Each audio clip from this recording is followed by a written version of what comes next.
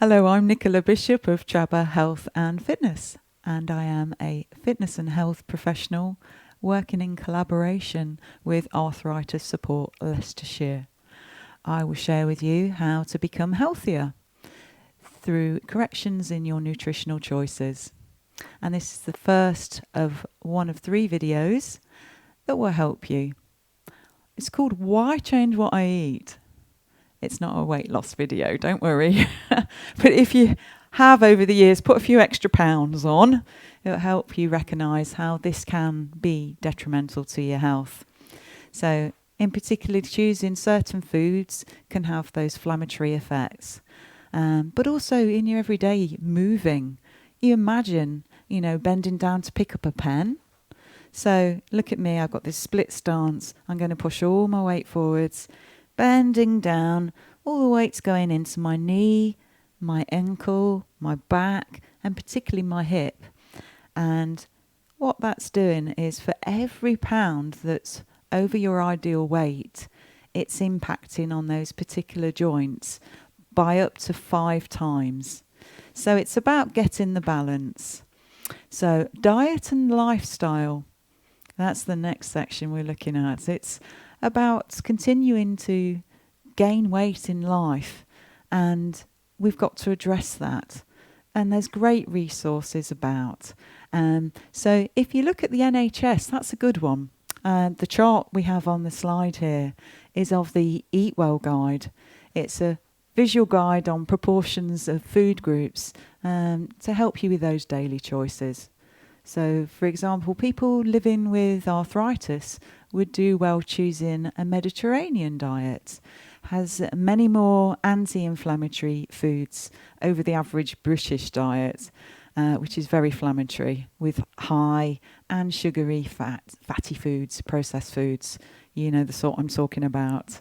So it's never too late to change those eating habits and improve that physical activity in your everyday. So, are you with me? Yay? Great! Then join with me and concentrate on this first video, and we'll discover how together.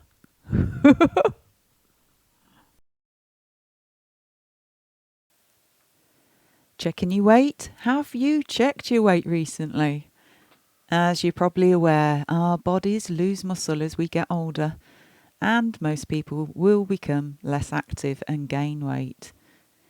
You may have maintained your weight, but the ratio of fat to muscle will change as you get older too.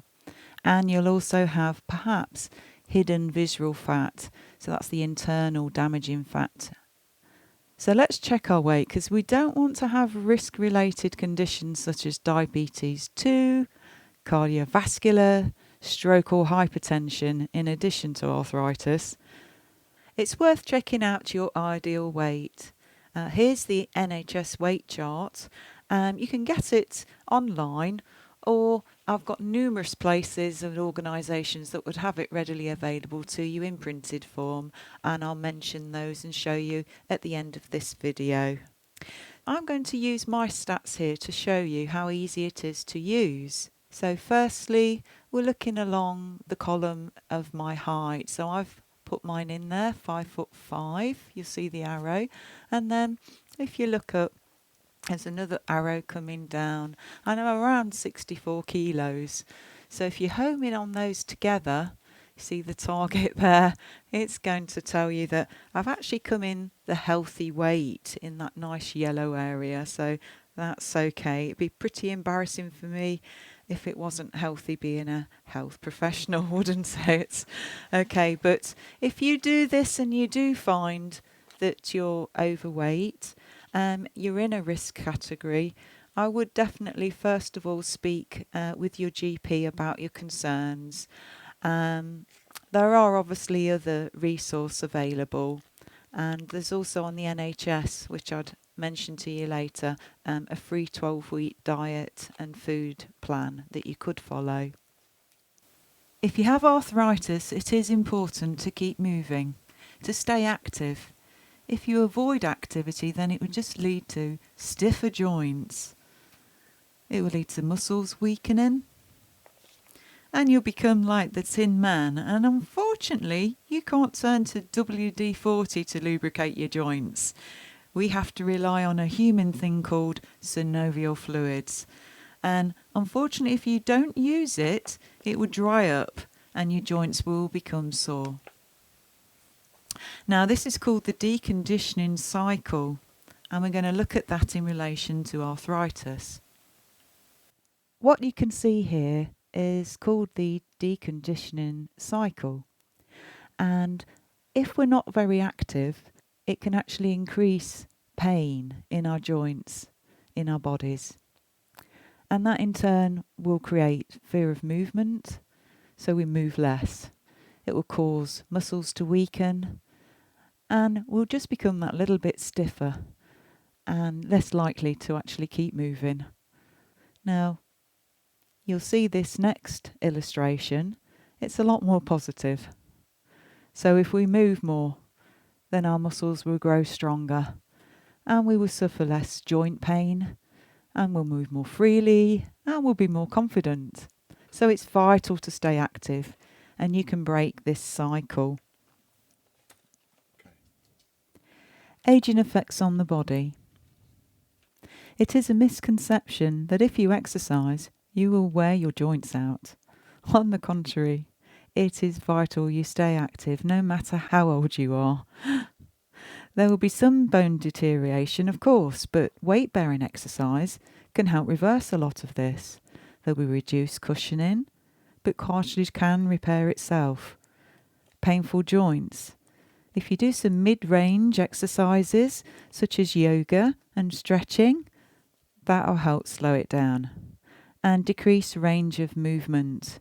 Again, a bit of flexibility and stretching every day will really help to keep that range of movement much broader.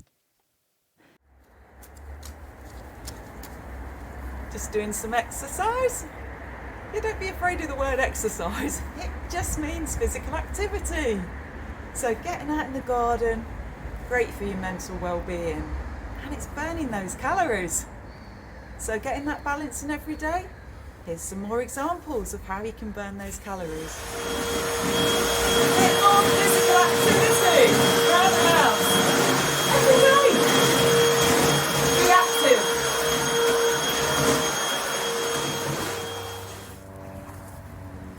So good to get out. These gyms are brilliant. I don't know why more people don't use them. Perhaps you've been struggling to keep active, so why not try out the ASL exercise videos? I tailor-made them so they're kind of guiding you if you're less active or you've had a sedentary lifestyle, or maybe you've had an operation, or just generally struggling to keep those joints nice and lubricated. So it is seated exercise, and we'll cover stretching, cardio and resistance exercising. However, if you're 69 or over and have been inactive due to poor health, then best check with your GP or health professional before starting any new exercise regime. The energy we consume. This section is to highlight the attitude we have with food. Too frequently you hear, "I'll burn it off," or "Have another one, it won't hurt." You can finish that off, can't you? This section will inform you just how hard you have to work to burn off those extra treats. We will look now at how we can get that balance, looking at the energy we take in through food and drink we consume, and the energy that goes out that we burn through physical movement. Now, a good way of showing this is the energy scale. Here we have the energy scale, and it will help illustrate how we can keep our weight at a good balance. Because on the left is the energy we take in through food and drink, and then on the right is the physical activity that we exert, burning those calories.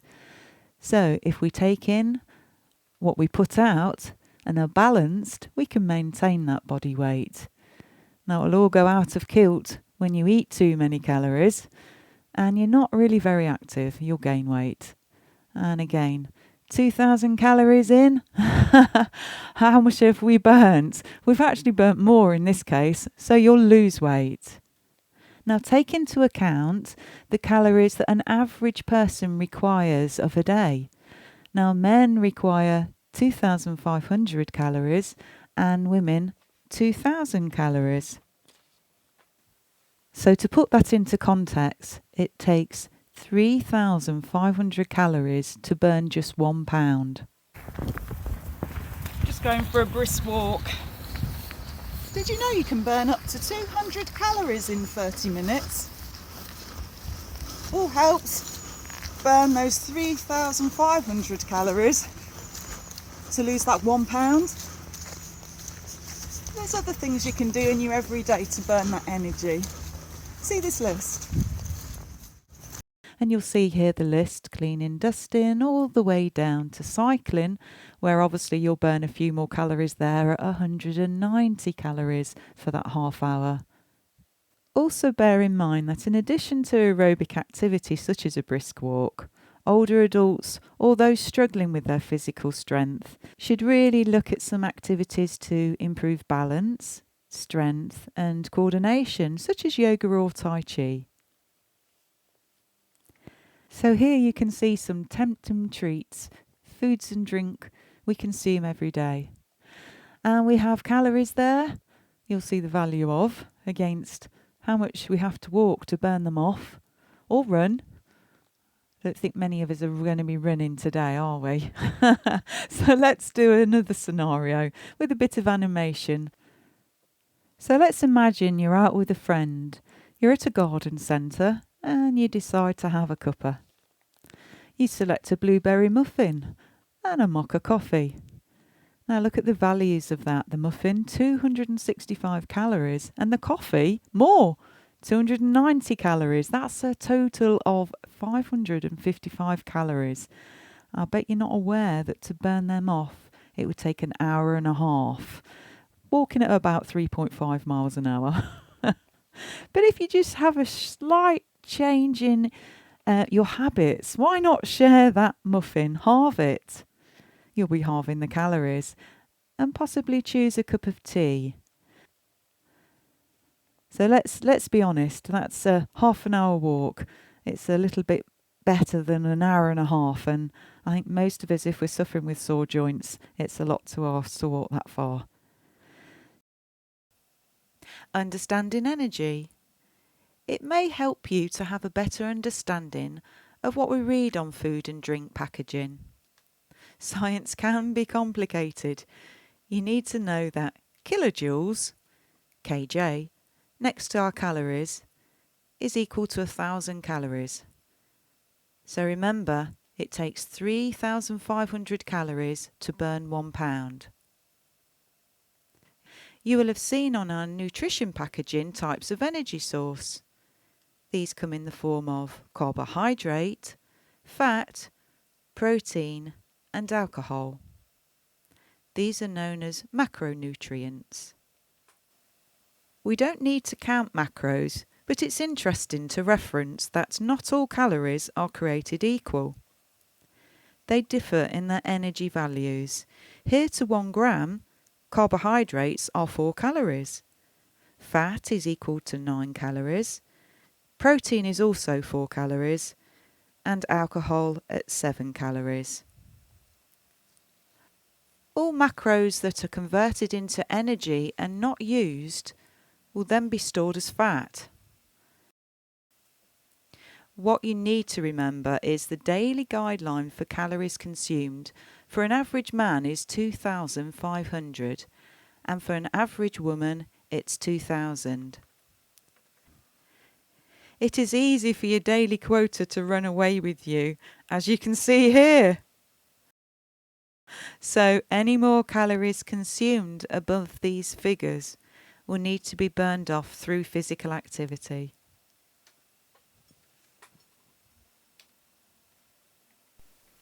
Well, I hope you enjoyed the video.